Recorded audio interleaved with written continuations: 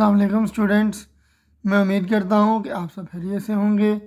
तो आइए आज का लेक्चर स्टार्ट करते हैं। अब article describes the curve r raise to power n into cos n theta is equal to a raise to power n under a force f to the pole show that f is directly proportional to r raise to power 2n minus 3। हमें basically curve दी गई है are raise to power N cos N theta is equal to A N, और हमने show करना है कि जो फोर्स है वो डायरेक्टली प्रोपोर्शनल है are raise to power 2n minus 3 के। तो आइए स्टार्ट करते हैं solution. A raise to power n equal है जी r raise to power N cos N theta. R की पावर एन जो है इधर मल्टीप्लाई हो रही है, इधर उसको लाएंगे तो डिवाइड हो जाएगी, तो ये आ जाएगा ए की पावर एन ओवर आर की power N is equal to cos N theta.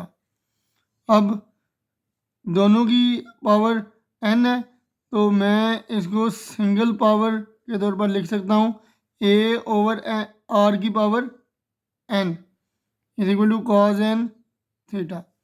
अब कल मैंने आपको एक रिज़ल्ट बताया था कि 1 ओवर आर जो है वो इक्वल होता है यू के। इसको मैं लिख सकता हूँ A dot 1 over R raise to power N is equal to cos N theta. A 1 over R उसकी जगह यू लगा लेंगे, ए यू की power N is equal to cos N theta. उसके बाद जी दोनों की पावर ले लेना करके लिख सकते हैं ए की पावर एन इंटू यू की power N is equal to cos N theta.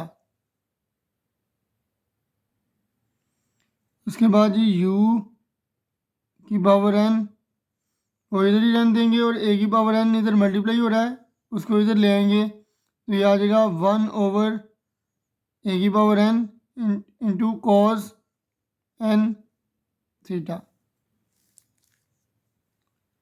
अब मैं दोनों तरफ लॉग ले लूँगा, नेचुरल लॉग अप्लाई करूँगा तो ये आ जाएगा ln u की power n is equal to ln into 1 cos time cos N theta over ए की पावर एन। लॉग मैंने इसलिए लिया है ताकि जो पावर है यू की वो लॉग से पहले आ जाएगी, उसके बाद मैं इसको 2 दफ़ा डिफ्रेंशिएट कर लूँगा। 2 दफ़ा डिफ्रेंशिएट करने का मकसद ये है कि हमने जो कल इक्वेशन पढ़ी है differential equation of orbit in polar form, वो क्या थी, F is equal to H square you square into you plus double derivative of U with respect to theta. इसलिए मैं थीटा के लिहाज से इसका डबल डेरिवेटिव ले लूँगा, और पावर को स्टार्ट में लाने के लिए मैंने दोनों तरफ लॉग ले लिया है। उसके बाद जी लॉग जो पावर है एन वो लॉग से पहले आ जाएगी, N into L N you is equal to log divide को क्या कर देता है जी, माइनस में कर देता है, तो ये आ जाएगा log natural log of cos N theta minus natural log of A raise to power N.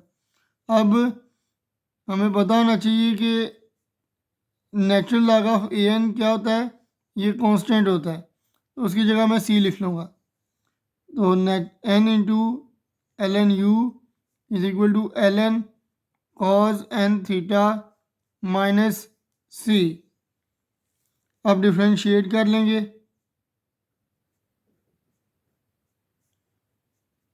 With respect to theta, तो n into L N u क्या हो जाएगा 1 ओवर u, और u का derivative with respect to theta D you over D theta is equal to l n cos N theta क्या आ जाएगा 1 over cos N theta. उसके बाद कॉस एन थीटा का डेरिवेटिव लेंगे तो ये आ जाएगा माइनस साइन एन थीटा, और एन थीटा का डेरिवेटिव क्या हो जाएगा एन, सी का डेरिवेटिव 0 हो जाएगा। उसके बाद ये आ जाएगा N one time N over U into D you over D theta is equal to minus N sine N theta over cos N theta minus zero ये ख़त्म हो जाएगा। उसके बाद जी ये एन जो है इधर एन के साथ कैंसिल हो जाएगा, यू यहाँ पे डिवाइड हो रहा है, उस साइड पे जाकर मल्टीप्लाई हो जाएगा। D you over D theta हमारे पास आ जाएगा minus you into sine over cos, क्या आ जाएगा टेन एन थीटा। ठीक है जी, minus you into tan N theta. अब इसका हम अगेन डेरिवेटिव ले लेंगे। अब again differentiate with respect to theta. तो थीटा के लिहाज से अगेन डिफरेंशिएट करेंगे तो ये आ जाएगा D square you over D theta square is equal to minus U as it is, और टेन थीटा का डेरिवेटिव क्या आ जाएगा, टेन का डेरिवेटिव आ जाएगा सीकेंड स्केयर एन थीटा, और एन थीटा का डेरिवेटिव एन आ जाएगा, प्लस उसके बाद टेन एन थीटा को एज इट इज़ लिख लेंगे, और यू का डेरिवेटिव थीटा के लिहाज से d you over D theta आ जाएगा। माइनस को मैंने बाहर निकाल लिया है, और फर्स्ट टर्म को मैंने एज इट इज़ लिखा, टेन का डेरिवेटिव सीकेंड, टेन को एज इट लिखा और यू का D you over D theta. इसके बाद D square you over D theta square is equal to minus you into secant square N theta, ये N मैं यू के साथ ही लिख लूँगा, plus tan N theta. D you over D theta की वैल्यू मेरे पास मौजूद है minus you into tan N theta, तो यहाँ पर लिख लेंगे minus you into tan N theta. अब d square you over D theta square equal to minus you N secant square N theta plus minus u tan N theta into tan N theta, tan square N theta आ जाएगा। उसके बाद ten square theta को हम जानते हैं कि ये टेन स्केयर थीटा किसके इक्वल होता है जी, secant square theta minus one. तो टेन स्केयर थीटा की जगह टेन स्केयर एन थीटा की जगह secant square N theta minus one आ जाएगा। अब d square you over D theta square is equal to minus you N secant square N theta minus u, तो tan square N theta की जगह आ जाएगा secant square N theta minus one. D square you over D theta square is equal to minus you N secant square N theta minus u secant square N theta minus plus u one time u आ जाएगा। उसके बाद तीनों terms में से you हमारे पास common जा रहा है,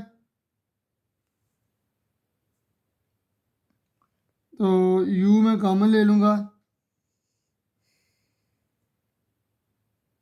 बल्कि u कॉमन लेने से पहले मैं माइनस को पहले अंदर मल्टीप्लाई करवा लेता हूँ, minus you N secant square N theta plus U secant square N theta minus you.